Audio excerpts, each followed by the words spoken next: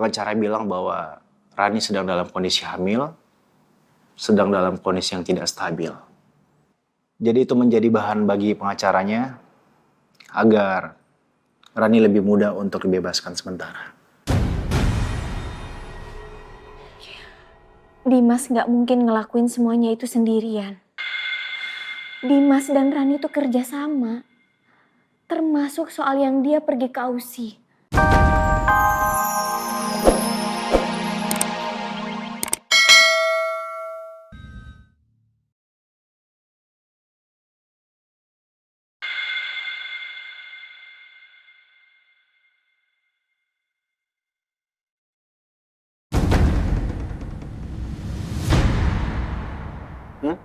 Saudara Rani dalam kondisi hamil muda, dan ini sangat membahayakan Ibu Rani dan calon bayi yang ada dalam kandungannya. Untuk itu Pak, saya meminta klien saya Ibu Rani itu mendapatkan tahanan luar Pak. Kalau memang pembebasan Ibu Rani tidak bisa disetujui.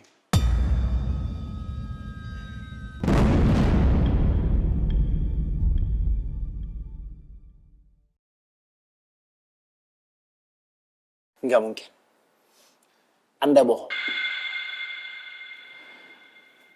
Pak Raja, sampai saat ini klien saya tidak terbukti dalam kasus penculikan Dias. Klien saya hanya terbukti melakukan tindakan penyemaran nama baik Pak. Anda mau melindungi kejahatannya. Anda harusnya malu sebagai pengacara. Membela orang yang sudah benar melakukan kejahatan. Kejahatan yang mana Pak Raja? Sudah terbukti tidak ada. Klien saya memang terbukti melakukan pencemaran nama baik dengan mengaku hamil karena Pak Raja. Tapi tidak untuk tindakan kejahatan penculikan, Pak.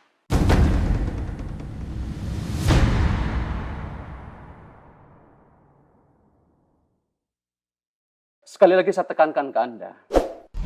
Saudara Dimas sudah mengakui kalau penculikan Dias adalah inisiatifnya dia sendiri. Karena Dimas ada konflik dengan istri Anda. Sampai di sini Anda paham kan, Pak? Hati-hati dengan tuduhan Anda.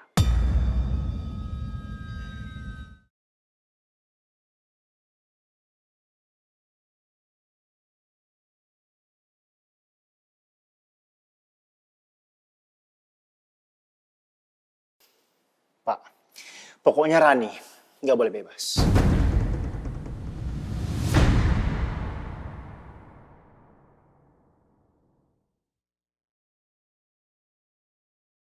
Kami akan lanjutkan proses penyidikan itu.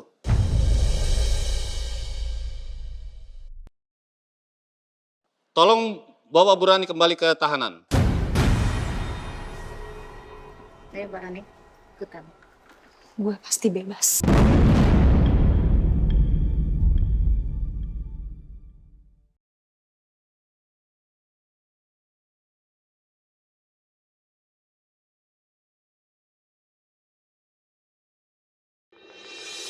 Dias, kamu benar nggak apa-apa? Penculik itu nggak ngapa-ngapain kamu kan? Kamu nggak dilecehin sama mereka kan? Enggak kok Bu. Cuman dia emang takut banget waktu diculik. Dia takut nggak bisa ketemu ibu sama Karsy lagi, Bu. Astagfirullahaladzim. Dia juga jadinya kepikiran sama ibu. Ntar gimana kalau dia minta uang tebusan? Kan ibu nggak ada uang.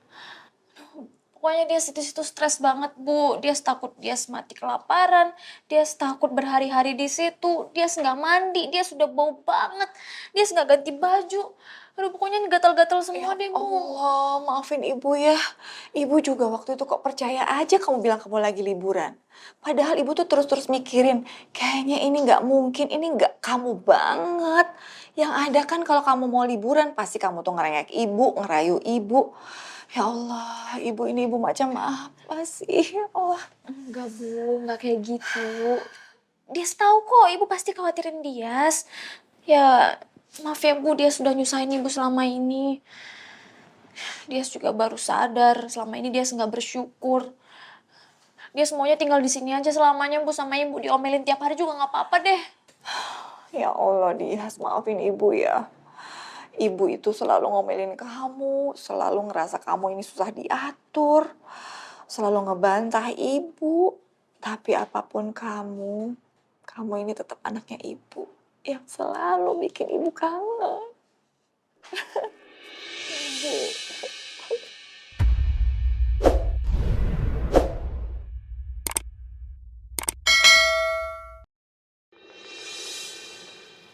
Assalamualaikum.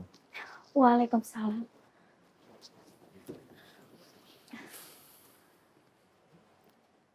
Gimana tadi dari kantor polisi hasilnya?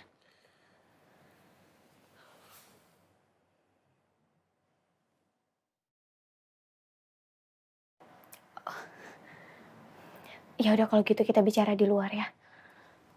Sebentar.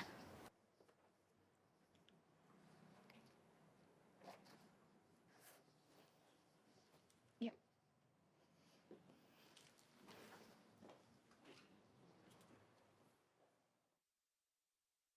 Alhamdulillah hubungan Kak Arsy sama Kak Raja udah membaik ya Bu.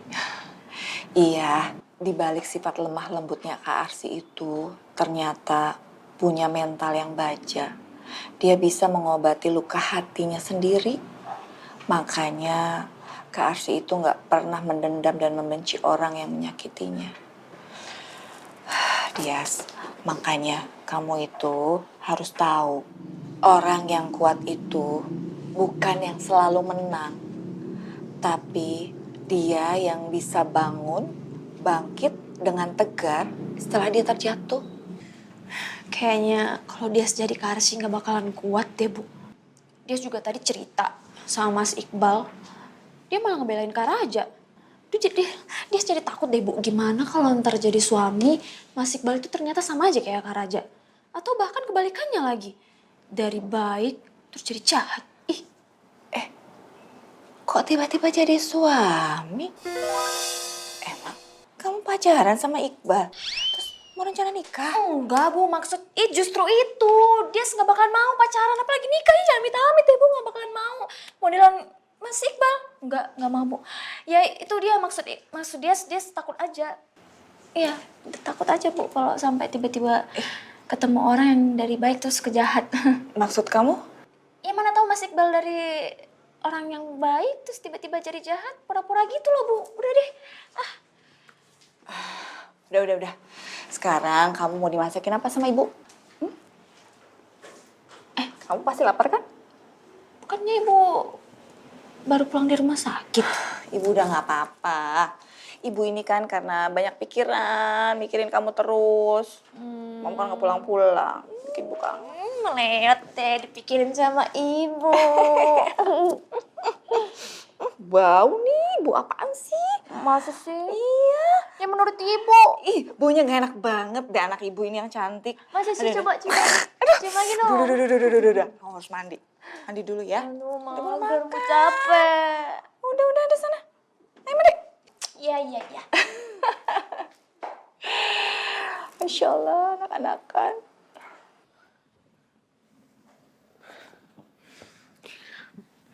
Ada apa lagi sih? Rani meminta upaya untuk dibebaskan. Dan per besok, mungkin dia akan dibebaskan. Atau minimal, menjadi tahanan kota.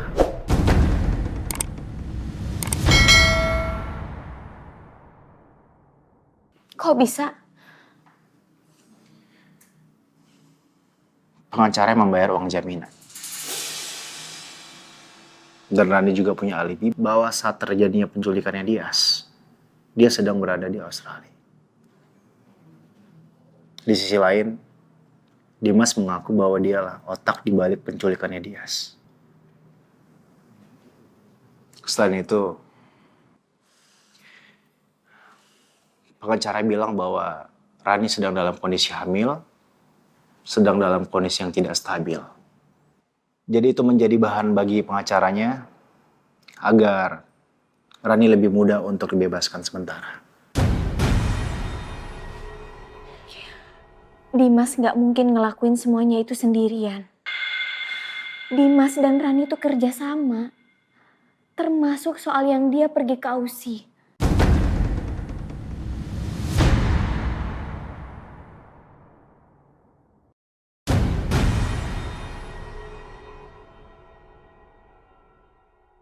pengacara bilang bahwa Rani sedang dalam kondisi hamil, sedang dalam kondisi yang tidak stabil. Jadi itu menjadi bahan bagi pengacaranya